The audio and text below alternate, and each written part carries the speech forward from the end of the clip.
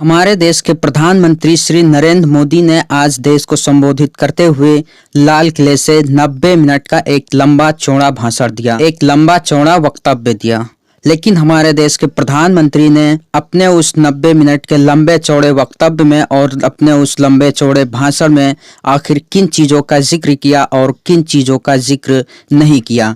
आइए आज के हम प्रधानमंत्री के भाषण का एनालिसिस करते हैं और देखते हैं कि आखिर प्रधानमंत्री ने लाल किले से आज जो देश को संबोधित किया है उनमें देश की ज़रूरत और देश की समस्याओं का जिक्र किया है या फिर नहीं किया है, और फिर किया है तो कितना किया है और फिर नहीं किया है तो कितना नहीं किया है। हमारे देश के प्रधानमंत्री नरेंद्र मोदी ने आज अपने 90 मिनट के भाषण में 48 बार परिवार जन शब्द का इस्तेमाल किया है और 43 बार सामर्थ्य शब्द का इस्तेमाल किया है। वहीं महिलाएं नारी शब्द का इस्तेमाल 35 बार किया है।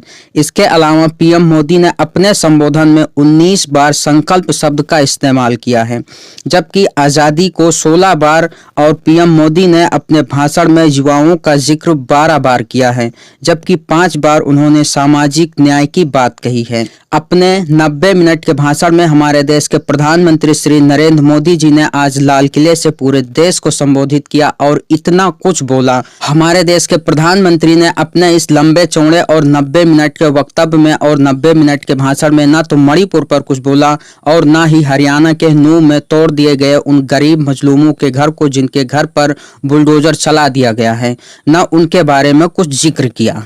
प्रधानमंत्री मोदी के आज के भाषण को लेकर के रवीश कुमार ने एक लंबी चौड़ी पोस्ट की है।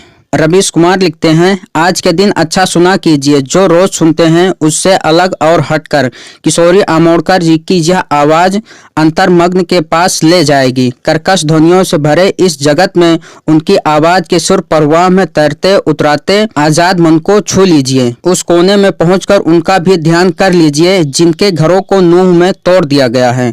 मणिपुर को भी याद कर लीजिए, उनके बारे में भी कुछ बोला क्या, और हाँ, उसका क्या हुआ। मिट्टी को लेकर सेल्फी लेने का शपथ अब इवेंट है, केवल ऐलान ही तो करना है। घर जीवन है, केवल ढहा ही तो देना है। आप लोग हैं, केवल चुप ही तो रहना है। वो वक्ता हैं, केवल बोलते ही तो रहना है, कुछ भी बोलते ही रहना है, वही सब दोहराते रहना है। अतः कुछ अच्छा सुनिए। जय हिंद, जय भारत।